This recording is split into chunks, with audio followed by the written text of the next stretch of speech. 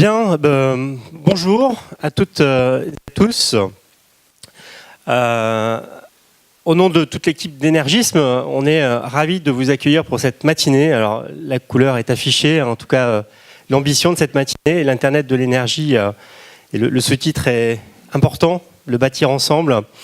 Merci à l'équipe d'Énergisme d'avoir confié l'animation de cette matinée. Alors, je me présente rapidement, Sylvain Fievé, à l'initiative d'un magazine qui s'appelle Aliancy, qui depuis 6 ans décrypte l'impact du numérique sur nos organisations. Alors le numérique aujourd'hui, je me plais à dire que c'est l'économie. Il est directement lié aux enjeux de ce matin, de la transition énergétique aujourd'hui.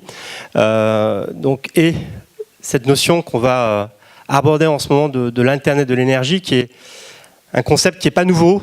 Ceci dit, assez récemment, le Gartner, l'année dernière, l'a positionné comme étant un enjeu pour l'ensemble des pays dans ces enjeux de transition énergétique. Alors, le concept n'est pas nouveau. Et sans plus attendre, je vais inviter Thierry Chambon. Thierry, bravo déjà pour cette matinée.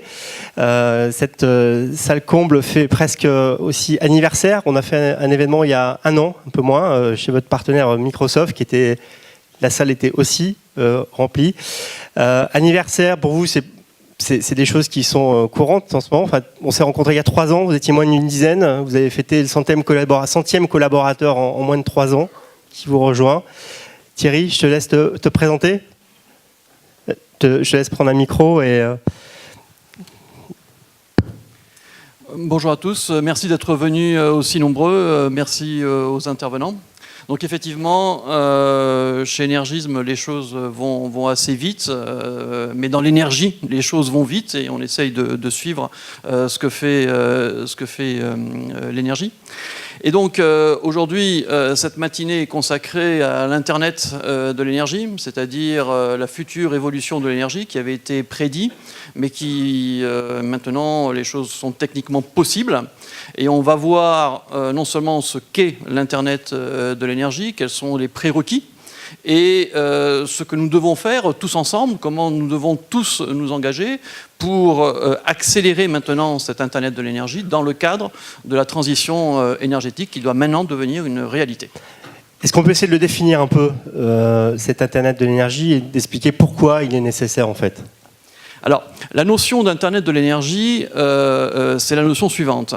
L'idée, c'est de dire la même donnée d'énergie doit pouvoir être utilisée par le consommateur, par le producteur, par le distributeur d'énergie, mais également par le territoire. Et donc, cet Internet de l'énergie va permettre d'échanger des informations, à terme va permettre d'échanger de l'énergie ou des engagements sur l'énergie. Il faudra qu'il y ait des réseaux physiques, mais on peut déjà commencer par des petits îlots, on peut commencer par des quartiers. Et ça va à un moment donné dématérialiser l'énergie. C'est-à-dire qu'à un moment donné, on va être capable de dire, attention, ce qui compte, c'est d'avoir suffisamment de données sur l'énergie pour pouvoir échanger cette énergie, échanger physiquement cette énergie, échanger des obligations d'énergie. Et des territoires, et c'est pour ça que les territoires sont très importants, je pense aux syndicats d'énergie, vont pouvoir être de plus en plus acteurs, mais pour pouvoir être acteurs, il faut avoir les données. C'est la donnée de base. Alors, en quoi, effectivement, quel lien on peut faire avec cet enjeu de transition énergétique, en fait ? Alors, ce qu'il faut savoir, c'est que la transition énergétique, jusqu'à présent, a reposé sur 2 piliers. Le premier pilier, ce sont les ENR, les énergies renouvelables. Donc évidemment, c'est très important. Il y a de plus en plus d'énergies renouvelables de toutes sortes. Mais ces énergies renouvelables, ça fait plus de 20 ans où on sait comment faire des énergies renouvelables. Je prends une centrale photovoltaïque, je sais en faire une, je sais en faire une deuxième. Je prends de la cogégaz, je sais en faire une, je sais en faire une deuxième. Donc ça, on sait faire. Ensuite, il y a quelque chose d'un peu plus complexe, c'est l'efficacité énergétique. Donc c'est un peu plus complexe. Pourquoi ? Parce que, évidemment, on est sur de l'existant, et donc il faut connaître cet existant, et puis il faut savoir ce que l'on doit faire. Et là aussi, on va le voir, le numérique est très important. Et puis, il y a un troisième pilier, et le troisième pilier, qui est un pilier qui est vraiment important, c'est justement le numérique. Et ce numérique va aider au niveau de la production d'énergie, sur le dimensionnement des installations, sur une péréquation entre ce que l'on doit produire, ce que l'on doit consommer, va aider sur l'efficacité énergétique. Aujourd'hui, très souvent, l'efficacité énergétique est gouvernée par les matériaux. J'ai pas de double vitrage, je mets une double vitrage. Point. Voilà. Est-ce que c'était pertinent de mettre des doubles vitrages à cet endroit? On n'en sait rien. Ouais. Mais l'idée, c'est que le numérique va donner de la data et va être capable de dire voilà ce qu'il faut faire d'intelligent. Et puis la troisième chose, c'est effectivement, c'est matcher la production, la consommation, pour que au niveau des distributeurs, au niveau des territoires, on soit capable d'agir. Grâce à ce pilier numérique, un territoire est capable de dire, sur mon domaine, dans mon territoire, il y a tant de production d'ENR, il y a tant de consommation, eh ben, je peux être autonome à 25%. Et j'ai un plan pour passer à 35%, à 40%. Voilà. Et donc ce pilier numérique va nous aider les deux premiers piliers, mais en lui-même est un pilier qui est très fort. Alors, on voit que les choses ne sont pas si simples, hein, on va en débattre tout au long de la matinée, mais il y a un enjeu directement lié à la donnée, qui est l'enjeu de la confiance. Alors, évidemment, et c'est toute la difficulté.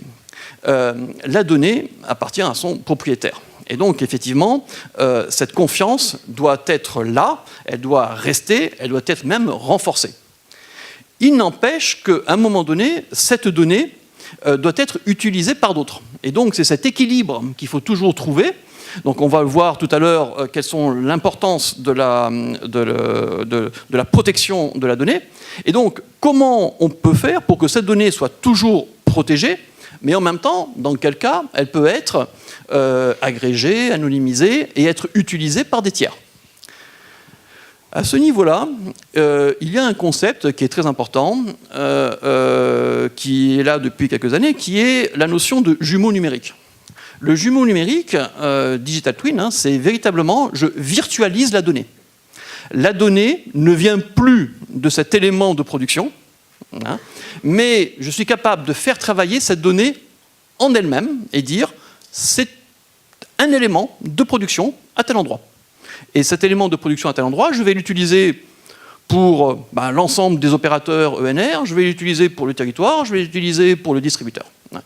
Et donc, cette notion de jumeau numérique, intrinsèquement, est liée au pilier numérique et donc est liée à l'Internet de l'énergie. Alors, l'Internet de l'énergie, on voit bien l'impact, tu nous l'as décrit, sur le jeu de transition d'efficience énergétique. Enfin, on pourrait se demander pourquoi le sujet n'est pas déjà universel. Pourquoi tout le monde ne s'est pas déjà approprié? Quels sont les freins pour que les choses aillent... Alors, il y a plusieurs choses. Jusqu'à présent, très souvent, le consommateur se contentait de consommer, le fournisseur se contente de fournir, le distributeur il distribue, voilà. Et chacun fait son métier sans trop savoir ce qui se fait ailleurs. Tout ça sous réserve des notions d'agrégation, d'effacement, bien sûr, bien sûr. Et donc, aujourd'hui, l'idée, c'est de dire, attention, il ne suffit plus de produire. Parce qu'on assiste de plus en plus, avec l'émergence des ENR, on assiste de plus en plus à de la création d'énergie fatale. Vous avez eu plusieurs fois les éoliennes de mer du Nord qui ont produit, avec un prix de vente à zéro, voire négatif, parce que les éoliennes, à un moment donné, c'est compliqué. Si vous voulez, quand elles produisent peu, vous êtes obligé de les arrêter. Et si, à un moment donné, elles produisent énormément et que vous n'êtes pas capable d'évacuer, c'est-à-dire d'envoyer l'énergie quelque part, ça vous coûte très cher. Et donc, vous êtes obligé de les mettre en drapeau. Et donc, ce qui se passe, c'est que si vous n'êtes pas capable d'envoyer l'énergie là-bas, parce que là-bas, ils ont besoin de consommer, vous produisez de l'énergie fatale. Voilà. Et c'est vraiment triste de dire, il il y a quelqu'un là-bas qui a des besoins de consommation, moi je produis, et je ne suis pas capable de matcher l'un et l'autre. Voilà. C'est le numérique qui va être capable de le faire. Alors, on a passé un peu vite dans l'introduction sur le métier d'énergiste, mais quelques mots quand même sur cette aventure qui est pas récente, mais tu as pris l'équipe de direction il y a 3 ans maintenant, tu en es le directeur général, il y a une team de fondateurs qu'on va aussi... de co-dirigeants qu'on va décorer ce matin. Mais est-ce qu'on peut dire qu'aujourd'hui, votre rôle, c'est vraiment d'agréger, de donner du sens à cette donnée? Enfin, il y a un an, j'étais bluffé par un acteur qui a une vraie dynamique, des clients qui étaient à peine clients, mais plébiscitaient votre solution. Enfin, et c'était dans des logiques énergistes, ils disent ce qu'ils font, ils font ce qu'ils disent. Et surtout, cette logique de dire, je donne la bonne information au bon moment à l'opérateur qui en a besoin. Enfin, est-ce que... Ouais. Alors, nous sommes éditeurs de logiciels, on est spécialistes de la data. Hein. Donc, nous avons une plateforme Big Data IoT dédiée à l'énergie. Hein. Nous nous appuyons toujours... Alors, nous avons un mode qui est très collaboratif. Hein. Collaboratif au sein d'Energism, collaboratif dans le cadre d'un écosystème.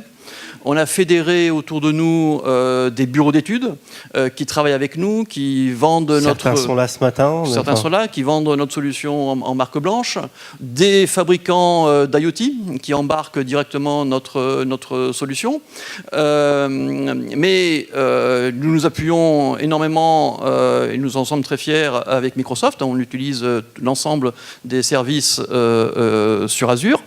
Et nous avons ça même au niveau de notre capital. Hein. C'est-à-dire que nos propres actionnaires sont tous légitimes dans l'énergie, ils nous aident, on travaille ensemble. Et en 3 ans, c'est presque 11 millions levés, donc ce qui n'est pas... Oui, bon, ça c'est anecdotique. Oui, c'est important quand même. Oui, non, mais c'est important. Mais l'idée, c'est de dire, voilà, on veut un travail collaboratif, et ce travail collaboratif, on l'a à tous les strates d'énergisme. Voilà.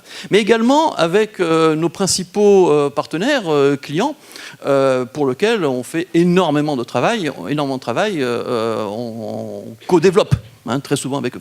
Voilà. Merci Thierry. C'est moi. Merci pour cette dynamique. Merci.